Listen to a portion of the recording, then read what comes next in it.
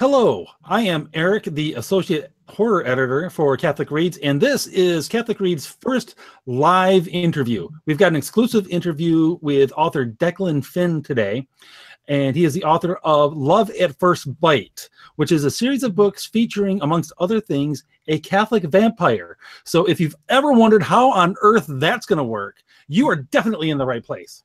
Now, you can follow me at Gingerman Editorial on Twitter, and you can also go to the Catholic Reads channel on YouTube. Feel free to pop into the chat, ask any questions, and we'll relay them and try to get them answered.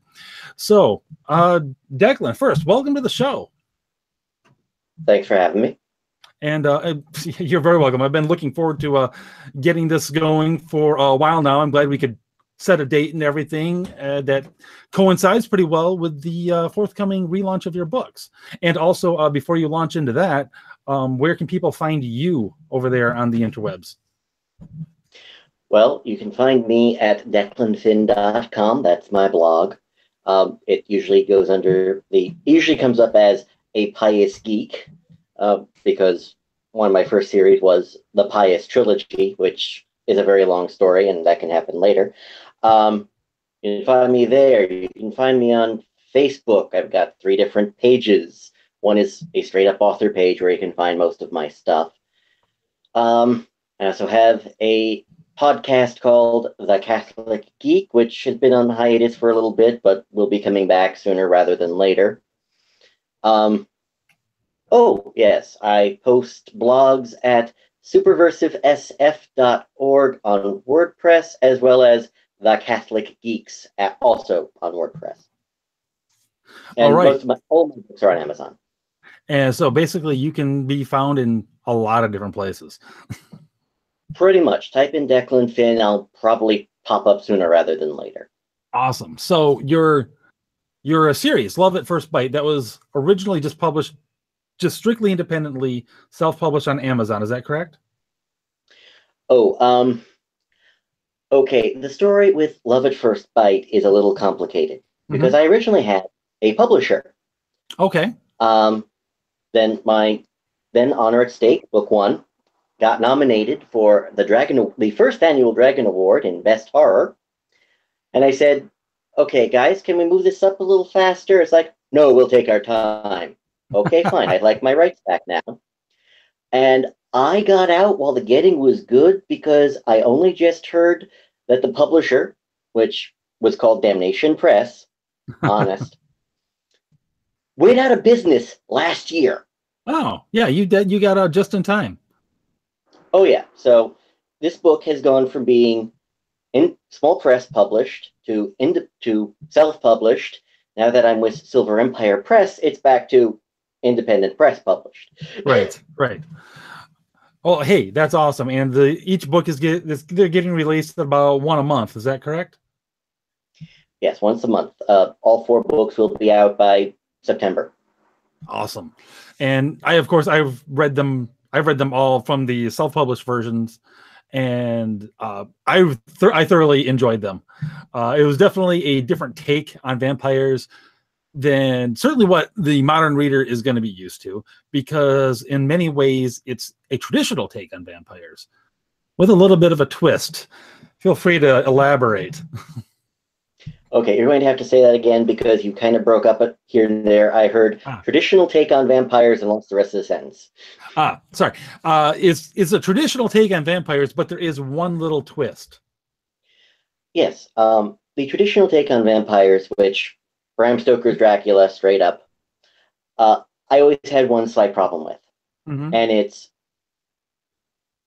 if you can turn into a vampire, you are automatically pure evil, which always struck me as kind of odd because there's this thing called free will, last time I checked.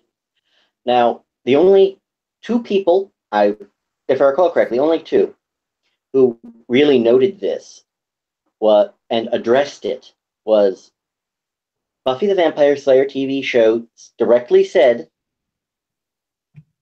when somebody becomes a vampire, he gets possessed by a carbon copy of a demon. Okay, fine. And Larry Correia, with his Monster Hunter International books, pretty much made the same modification. Now, if this popped up in Dracula, I honestly don't recall it. But I figured, okay, fine. How do you keep free will and all the various and sundry things that work against Dracula? Mm-hmm. Because let's face it, I cannot abide any of these vampire mythologies. Think the original Blade movies, for example, where we're going to have a supernatural threat, but we can't have any religious or supernatural counters to the threat. How does that work exactly? Now, yeah. So I basically took a little bit of Aristotle, a little bit of Thomas Aquinas, because I have a degree in history and philosophy. So what I did was I took from Aristotle, Aquinas, and a little bit from a video game called Star Wars: Knights of the Old Republic, where, Right. okay, the further along you are formed, Mm-hmm. the more you as a person are formed. Mm-hmm. And since you have the vampire as well, if it's undead, let's call it a post-resurrection or imperfect resurrection, where even Aquinas noted, after the resurrection, the body and soul are going to be intermingled. Mm-hmm. So, gee, the better a person is or the worse a person is, the more the soul is going and the body are going to integrate, kind of like the picture of Dorian Gray, only on flesh. Mm-hmm. So, if you're an evil sucker, religious artifacts are not going to be your friend. And even if you are a quote unquote good vampire, it would help to go to confession a lot. Right. But yeah, and I figure that vampires are going to fall into largely two groups. Mm-hmm. One, I am now a super powered fiend. I can do whatever I want. Welcome to Original Sin, and they're going to become serial killers with fangs. Oh yeah, and supernatural abilities. And they're going to be a good chunk of them, not a whole heck of a lot, but a good chunk, who would just like to be left alone and get on with their afterlife, such as it is. Right. But that's why I have a vampire who, well, a lot of her blood intake comes from the chalice. I loved that. I love that innovation. I thought that was great, the way you did that. And it's also interesting to me that the whole impetus for this rather extensive world building you did was based on the question of free will. I find that fascinating. And then yes, how that winds up manifesting. Hey, you know what? We're taking religious things seriously in this series. So what's blood? What's a safe source of blood? Obviously straight from the chalice at mass. It's like that. As soon as I read that, I was like, huh, that is perfectly logical. But I've literally never seen or heard of it done. But it's never even come up in conversation, which now that I see it actually baffles me a little. wait, what? I'm sorry, which part baffles you a I'm little? sorry. The fact that that concept has never even come up in conversation for me is slightly baffling. But let's face it. Yeah. But let's face it, most people are going to look at it. Most people look at it from vampire equal automatically evil. And under that rubric, the blood from the chalice should basically work like acid. I have seen it used one other time. Oh, really? One other. James Rollins did a vampire series. Now, James Rollins usually does thrillers and cutting-edge sci-fi. Okay. He did a trilogy with a Rebecca Cantrell, where one of our protagonists was a Monsignor who was a vampire who also took from the chalice. Oh, okay. Huh. And again, he's one of the few people I've seen do it. as well. Now, granted, I wrote the series 15 years ago, so if you want to go into who got there first, I did. He published them. Fair enough. But no, that's really cool. That one, it's nice. It's just refreshing to see the religious artifacts and everything taken seriously in a vampire novel once again, and then to see it like pushed. I would say pushed to the next level, especially since your other main character, Marco, a rather clever fellow. I quickly came to think of him as Batman as a vampire hunter. And not too far off, really. Right. Come to think of it. And you know how he quickly deduces all of this and uses it all as, well, actual physical spiritual warfare, as you put it, spiritual warfare with bullets, real ones. I like the wooden the wooden bullets that get used. I'm like, that makes sense. Wait, which part made sense? Sorry, you broke up. I'm sorry, our connection must not be the greatest. The wooden bullets. Yes, I actually tripped over those by complete accident, learning that there were World War I German practice rounds where it's sure, open fire. It's like, okay, cool, I can work with this. I've got a use for this right now. No, I thought that was pretty clever too. I thought it's like, oh yeah, little stakes, why not?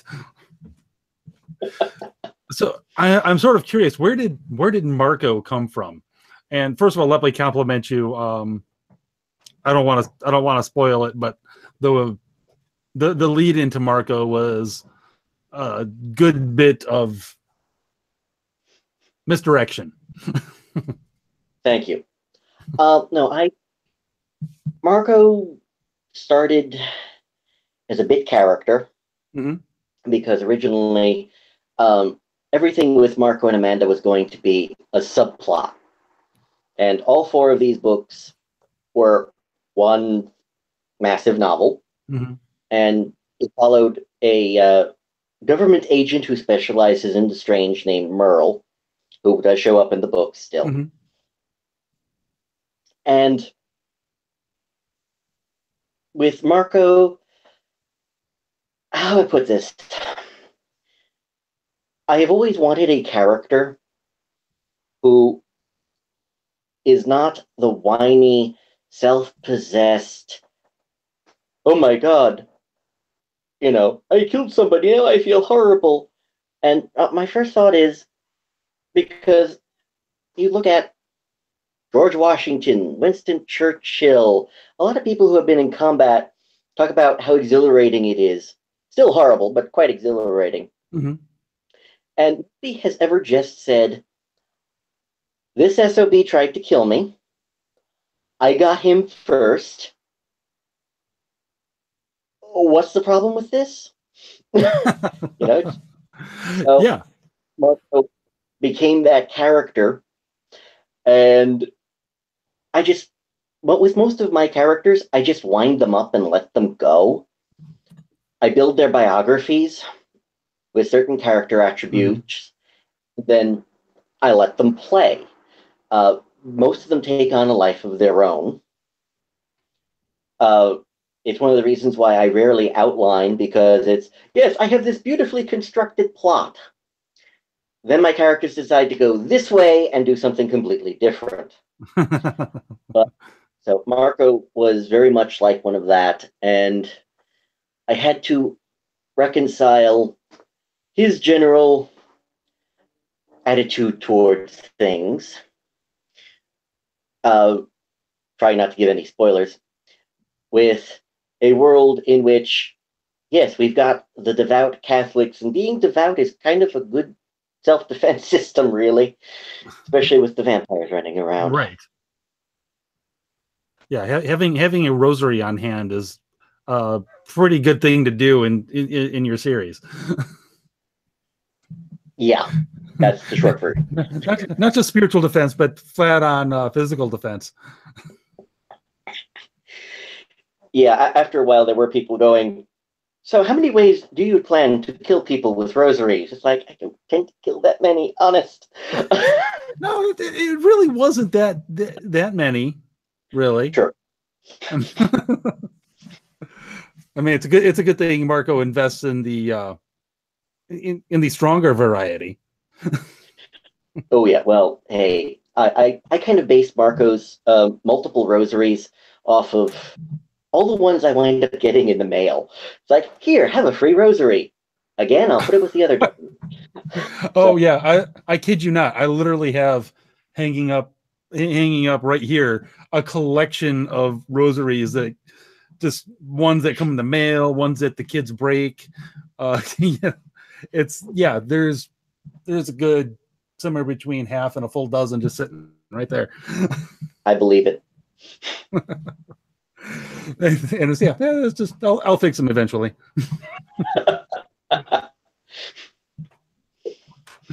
And then they'll get hung right back up. But yeah, that actually again makes perfect sense because yeah, Marco would get a lot of those in the mail. Yeah, absolutely.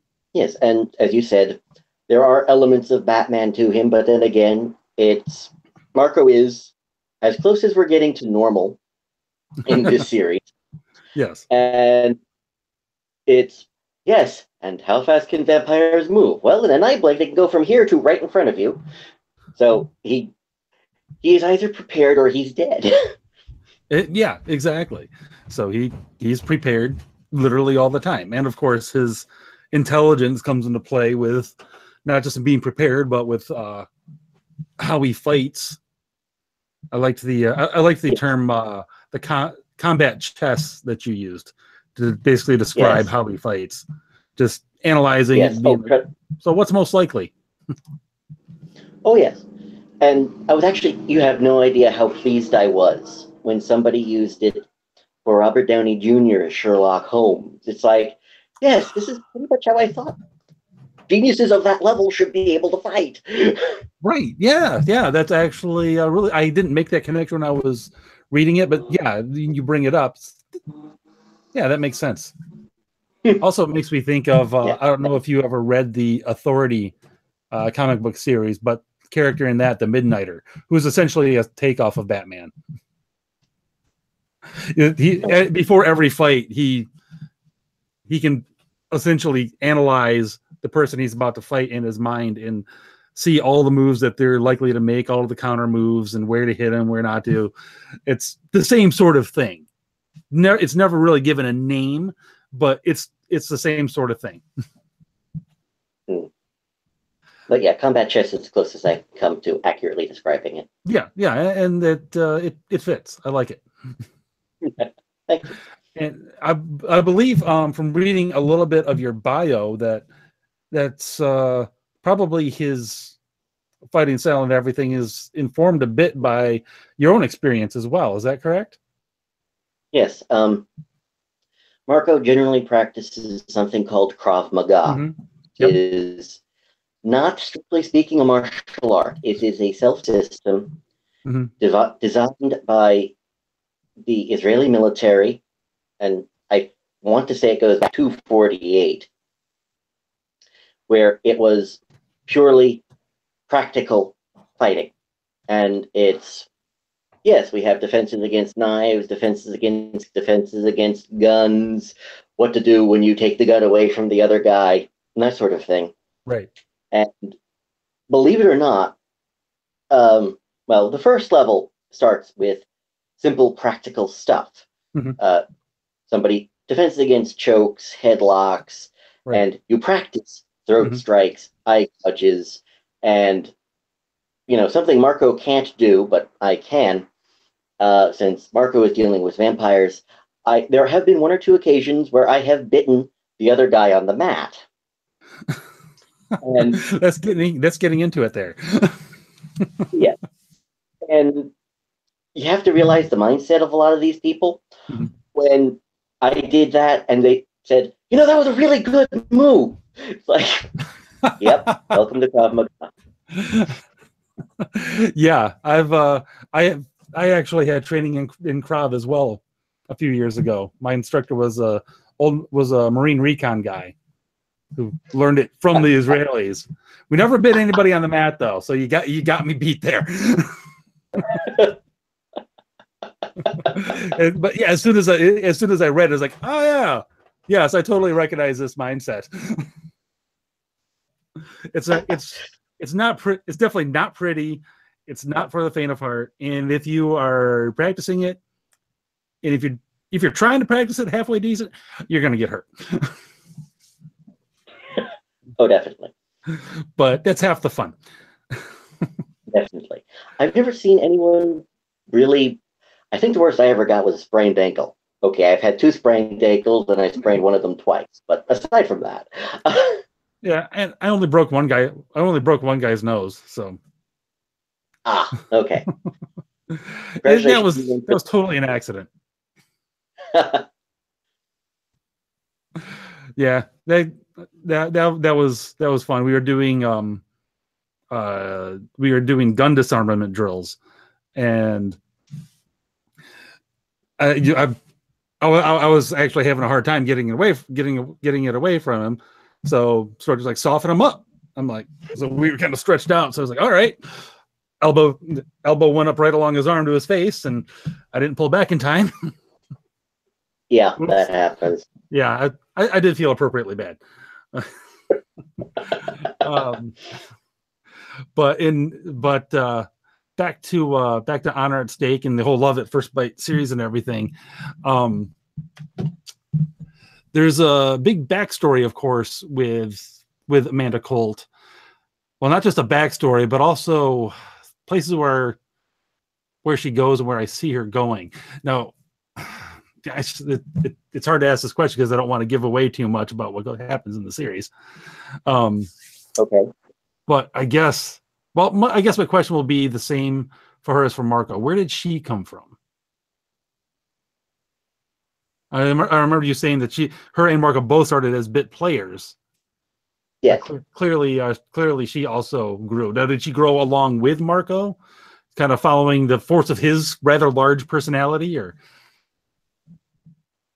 Well, they wound up both following similar paths because, okay, this isn't going to be too much of a spoiler since I'm told their chemistry is kind of obvious in like chapter 1. Oh yeah. But they both wind up growing together in large part because of the effect each has on the other. Mm-hmm.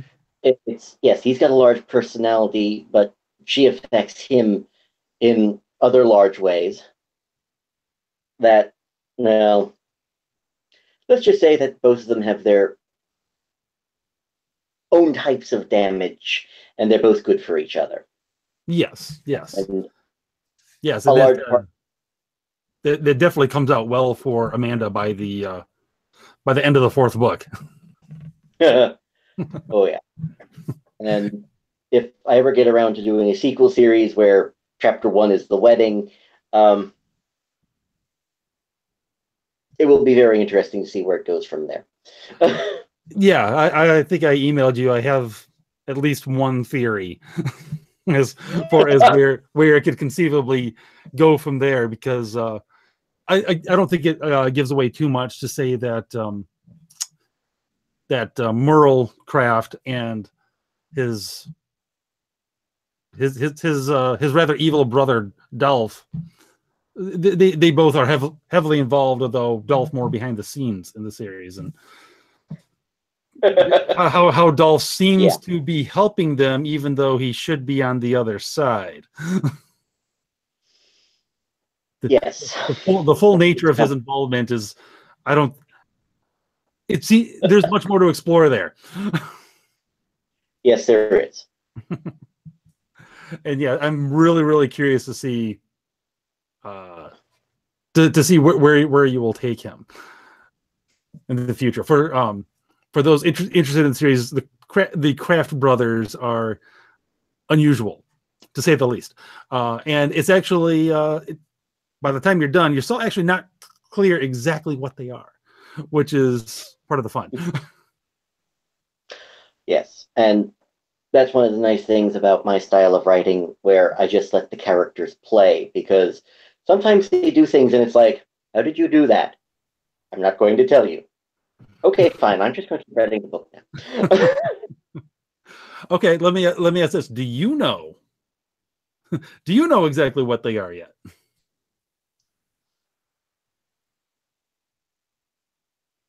I'm tempted to go into the main theme from the Addams Family. They're creepy and they're kooky. No. No, I don't. Okay, I fair have enough. hints of explanation here and there, but that's about it. Okay, all right. I am genuinely curious, because now I really want you to get to a sequel series, because I want to find out. Now I noticed you mentioned that this started out as all one big novel. Yes. What Yes. made you decide to break it up? One, because I couldn't sell the one big novel. Two, I figured, okay, by the end of the one big novel, these two have taken over to such an extent that I should probably put together some kind of backstory, at least a little. Mm-hmm. So that grew out of control to such an extent that the first 50 pages of the big book were the last 25 pages of Honor at Stake. And after that, it became, well, if I expand this role, this role, this role, and this role, it turned, our next section turns into a whole novel. Mm-hmm. I think I'm getting a theme here. So it just happened. So it wasn't like it wasn't a marketing decision. It was no. It was a story decision. As I said about my other series, the Pious Trilogy, mm-hmm. It spiraled. Okay, fair enough. Yes, and the Pious Trilogy, which is 5 books long, of course, started out as a graduate paper in history, and then it spiraled. Spiraled into a 5-book trilogy. Well, you officially beat Douglas Adams at his own game, sir. Well, hey, I don't get to beat him until I wind up with post-mortem book releases written by other people. You know what? Yeah, if you reach that level, you've arrived. Because that's, then you're in that rarefied era with Adams, Tolkien, Herbert.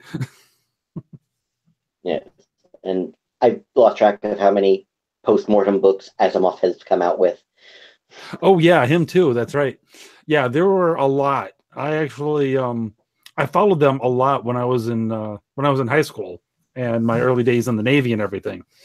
Actually read just about everything that I could, at least with the Foundation series. Until there was they did a prequel trilogy. I forget the name of the first book, but it was written by Greg Bear. And what's that? Caliban? No, not Caliban. Okay. No, this was squarely Foundation was somewhere in the title. Oh, okay. And it wasn't that great. And also, I was like, there's already like 2 prequel Foundation books or something at that time. I was like, why? Oh, Foundation Sphere. Foundation Sphere was the name of the book. And I'm like, you're struggling to wedge in one more prequel series here. Just stop, man. Oh, trust me, Mel Brooks and the search for more money has become a frequent joke when it comes to books like that. See, now that's a sequel that actually needs to happen. Yes, it is. I'm sure they can get President Lone Star back for for that movie, because why not? Well, last time I heard, Mel Brooks is waiting for Rick Moranis to finally come out of retirement and play Dark Helmet again. You know, I would definitely be all up for that. And you know, if you ask Rick Moranis, technically he's not out of retirement. He's just very picky. He's not he's not retired. He's just really, really, really picky. Which is fine. More power to the guy, man. Amen. If he wants to, if he's like, I got all the money I need, I'm good. This is true. So you've mentioned this other trilogy you've written, the Pious trilogy, which is 5 books long. Now, what is the main premise of that? Well, okay. I am a historian. I mentioned I have a degree in history. I was going for my master's in history when this, annoying little book came out called The Da Vinci Code. Right. So, to steal from Dorothy Parker, that, it is not a book to be tossed aside lightly. It is to be hurled with full force. I like it. Yeah, I was not too happy with Brown and Daniel Da Silva at the time, because one of the graduate papers I had written was on Pope Pius XII. And it's like, okay, this is BS. I can write a better book than this, because at the time I had already written several, some of which have not seen the light of day yet. I'm working on it. And, okay, I will write something better, because I've got the facts. I can do better character development. And I started putting it together. 800 pages later, I found out that I had a trilogy on my hands and had to go back and break it up. And that turned into a fun little epic. And is that on Amazon as well? That's on Amazon as well. It's also been re-released by Silver Empire. Oh, great. Yeah. Covers are awesome. And let's just say it starts out as a simple, straightforward action thriller that's incredibly twisted. And then it turns into, well, first we kidnap the Pope, then we invade the Vatican, and hilarity ensues. That sounds hilarious, yeah. Yeah. It does sound like it's probably a good time. Now, is it, how does it compare in terms of tone with the Love at First Bite series? Well, with the Pious trilogy, it is less romance, more characters, because when I had originally written the novel, the one big Pious Man novel, it was supposed to come at the end of 13 books, where everybody who shows up in Pious Man had already shown up in a previous book. Then I had to rewrite it so that it was book 1, of course, because Murphy's Law. And it's more, the first book is more of a mystery, because it's, what the bleep is going on here? Yeah, sure, this whole Hitler's Pope thing is a way to sell books for academics in America and a few other places. But who starts shooting people over it? So that becomes more of a mystery. And then from there, it becomes a political thriller with more bullets than your average political thriller. And then in book 3, it takes on a global aspect for everything. And the scope is bigger. I guess the stakes are on par with how Honor at Stake and Love at First Bite turns out. But with the Pious trilogy, it's a simple, straightforward build-up of how the threat keeps growing. And in Honor at Stake, it's Okay, we know something is really, really bad from the outset. Now what? And Love at First Bite basically has one mystery that goes throughout all 4 books, Okay. as opposed to the Pious trilogy, where it's solve this problem, then solve this problem, and then solve this problem and hope to survive. Okay. Okay. No, that I'm definitely gonna have to check that out as well because, well, like I said, I enjoyed that. I enjoyed Love at First Bite, so I'm willing to bet that the Pious Man quintilogy is that the right word? There's actually a trilogy. And then there's one book of history and one book of an anthology. So Okay. it's really all you have to do is read the trilogy, and the 2 books are trilogy. supplemental. Okay, all right, fair enough. Now, back to Honor at Stake. One of the things that I noticed reading it is the world, not this, the story assumes that there are in fact just a lot of freaking vampires out there. Well, considering that the main action takes place in basically 3 places: Right. New York, San Francisco, and the Sandbox. Mm-hmm. In Afghanistan, Iraq, it's whole swaths of sand out there, and oh look, the sun is about to come up. We dig 6 or 7 feet down, and we stay under the sand for the day. Mm-hmm. So there are whole deserts out there where vampires could probably just hang out for the entire day, and no one would notice. Meanwhile, you go to New York or San Francisco, it's populations of a city. These are cities with populations in millions. You could literally have 10,000 vampires, and it's not, I don't even think that's double digits of the population. No, I don't even no, think and they're that's a still full. essentially invisible unless you're looking for them. Exactly. Which Marco and Amanda do a lot of looking for them.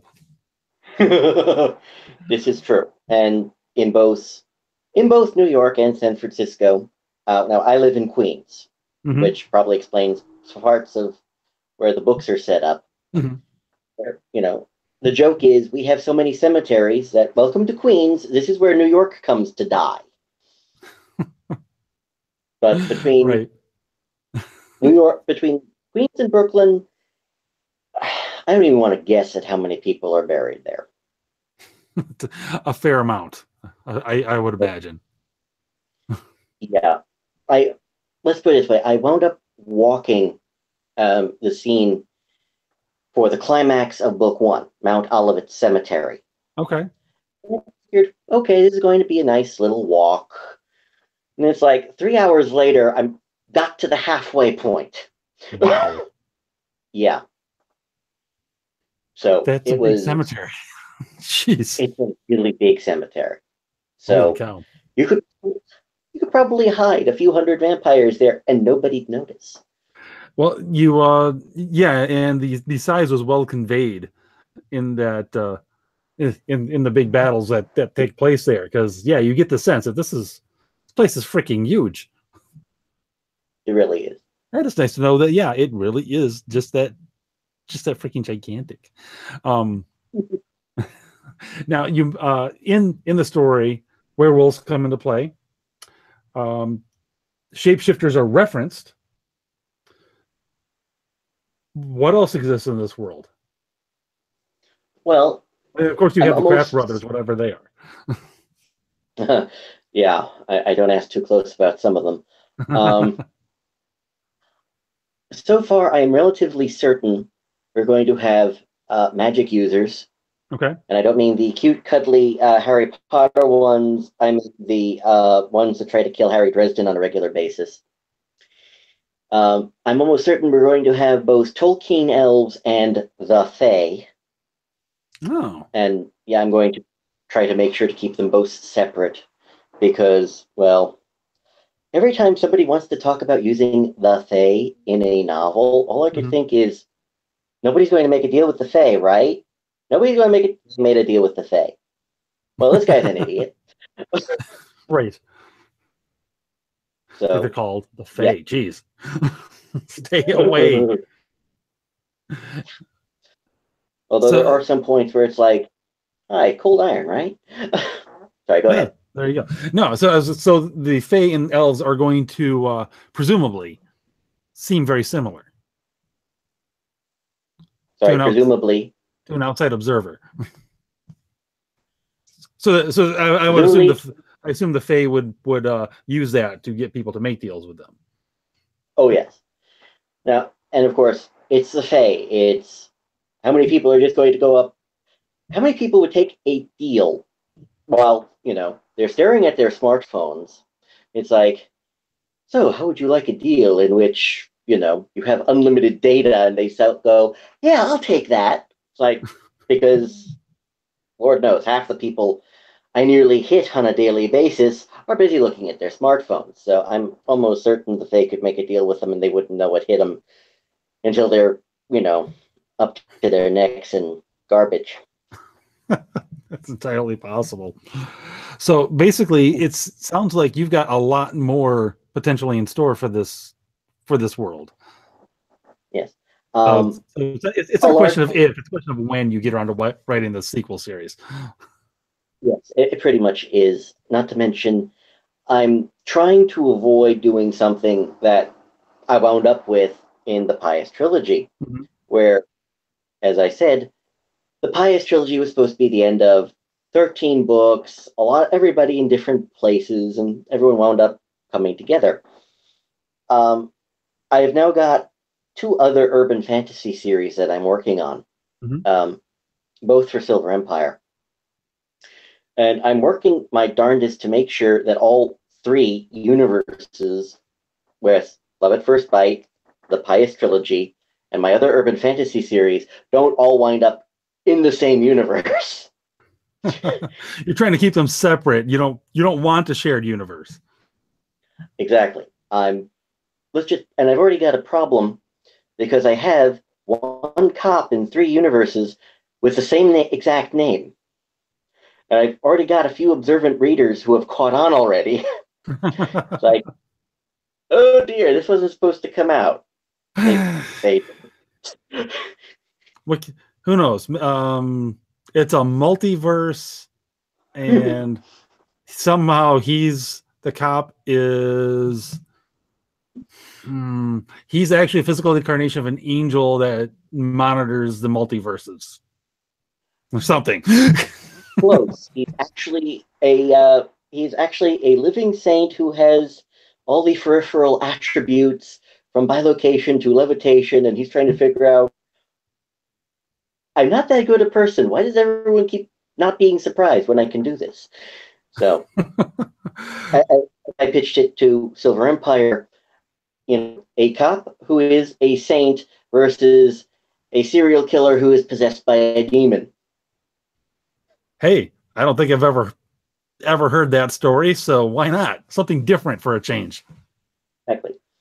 And actually, and that brings up a thing where I grew up, at least from kind of high school on for a few years, reading a lot of comic books, and I noticed that a tendency was basically unless it was a superhero comic book, the bad guy was almost always possessed by a demon, including Hitler.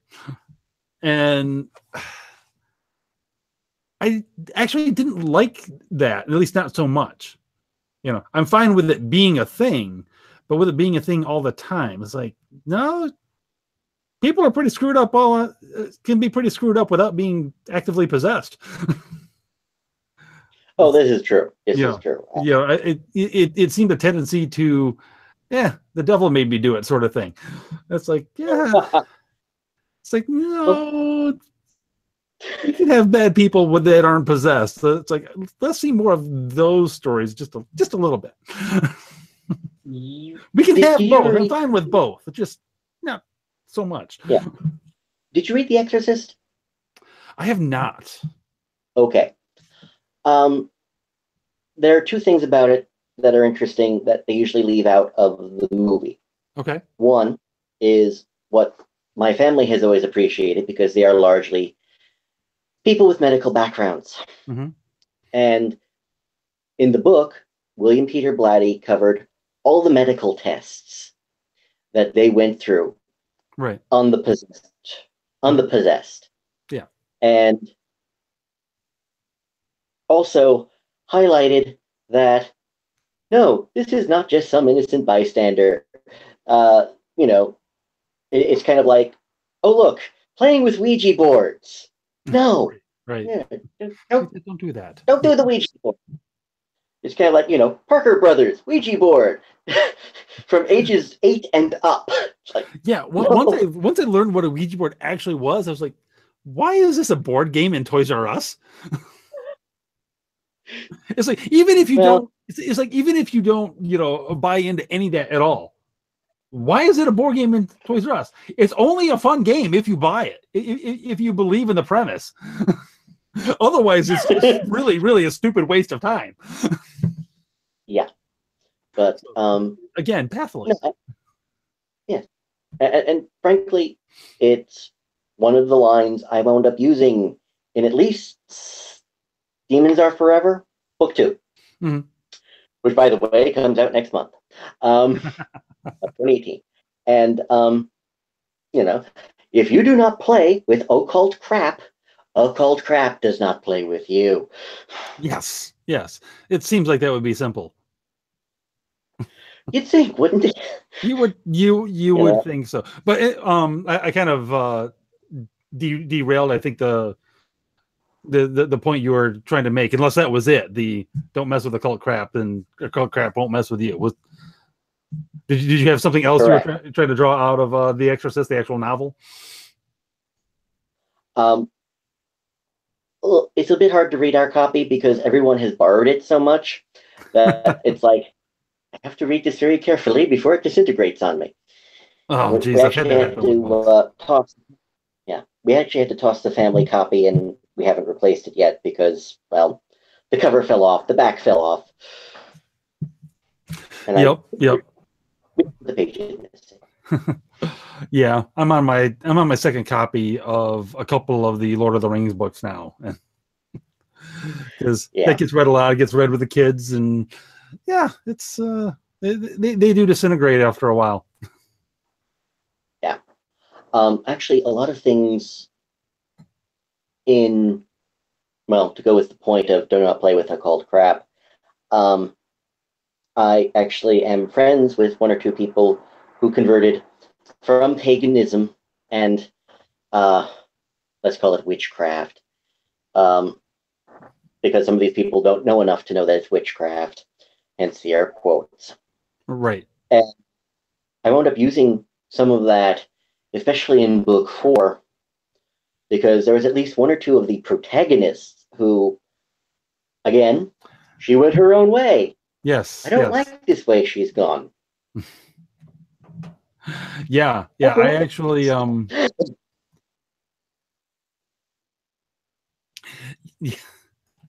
that particular character, I kind of saw her, and I kind of saw the way she goes coming, like as soon as it got to where they were going, and she was who she was. I was like, oh no, I know what's going to happen here. This is not good. This is not going to be good.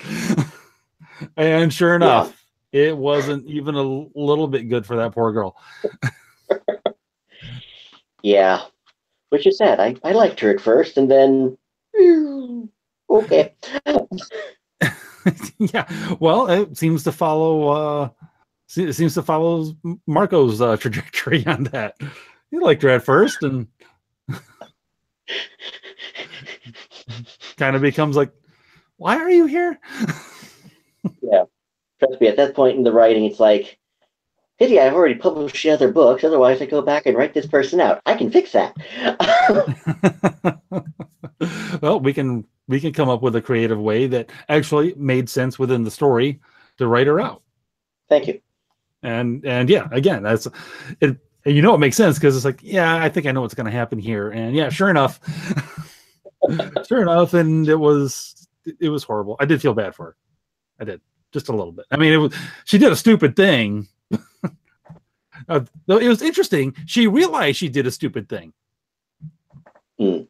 Before Well, before she was written out, uh, she did realize that what she did was stupid.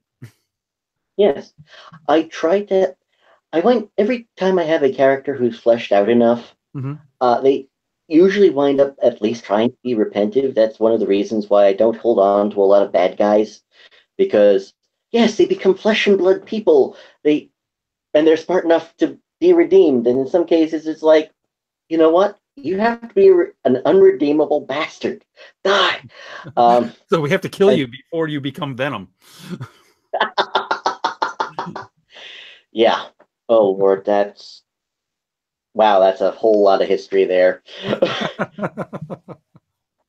You said Venom. It's like, so do we want to go with when he was lethal protector, or when he went crazy again, or when he wound up jumping 5 hosts, or the current movie?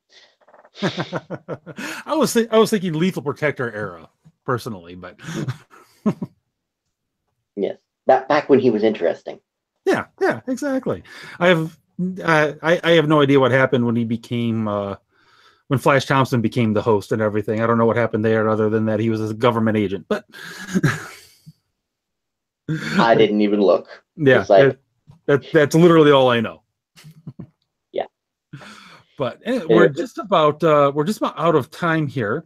So, do you have any other projects in the works that we should know about, or if you wanted a chance to elaborate on none of the other podcasts or other endeavors that you mentioned at the beginning? Well, with projects I've got going on, I've got my Convention Murders series, which involves It Was Only on Stun and Set to Kill. I have to come up with a third one now for a long story. The Pious Trilogy, all 5 books of it. I've got a dystopia series that was also nominated for a Dragon Award Nice. last year.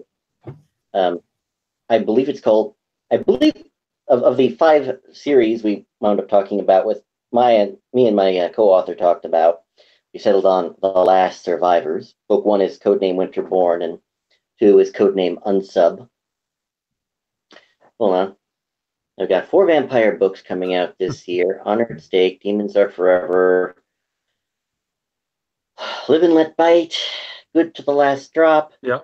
The Pious Trilogy, 2 dystopias, 2 murder mysteries, and we've got a whole slew of anthologies coming out from Superversive Press. Oh, nice. So, yes, I'm in several of their planetary anthologies. I was in their Once and Future King anthology. And if you're into politics, I was into MAGA 2020 and Beyond, where actually the short story I put there is an extension of the Love at First Bite universe. Oh, no kidding. Yeah, mainly because now I've got to go get that. Cool, my work here is done. No, I'm serious. Actually, shortly after we're done, I will probably log on to Amazon to see if I can find that. Okay. But yeah, I've got 14, 15 novels. I'm now at the point where I will have to keep a flow chart. I'm half afraid of, okay, so how many connections do I have between these 3 universes I have here? Before it becomes... And can you keep them separate? Well, the next step is, okay, the anti-monitor comes in and they all come together. Oh goodness, no. No anti-monitor, yes. No Beyonder, no. Amen. Oh, man. All right. Well, hey, Declan, I really appreciate you coming on the show and talking about Love at First Bite and Pious Man Trilogy. And it sounds like there is just a ton of stuff that is coming out that will probably be brand new for a lot of people. So, best of luck with getting all of that going. Thank you very much. And I'll be sure to get you copies of the Saint Detective series that comes out in September. Oh man, I'll look forward to that. Now, is that the aforementioned cop that you? Yes, okay. it is. Oh, that's going to be fun. Okay. Now, one more time for the people watching and listening at home, where can we best find you? On my blog, declanfinn.com, almost everything goes through there. My Twitter is Declan Finn Books, and you can find me on Facebook, gab.ai, and me. Oh, you're on MeWe? Okay. I haven't checked that out yet myself. Yes, I'm not as settled on MeWe as I am on everything else, but it's relatively new anyway. Right. Okay, well, great. Thank you again. It's been a really cool chat. I hope everyone else watching has enjoyed it at least half as much as I have, and that they'll definitely go and buy at a minimum Honor at Stake, and hopefully they'll get hooked in from there. One more time for everybody, you can follow me on Twitter at Gingerman Editorial, and of course you can go to the Catholic Reads website at catholicreads.com for reviews on Declan's books and a whole host of others, including books by his publisher, Russell Newquist. So go and check that out, and we will see you next time.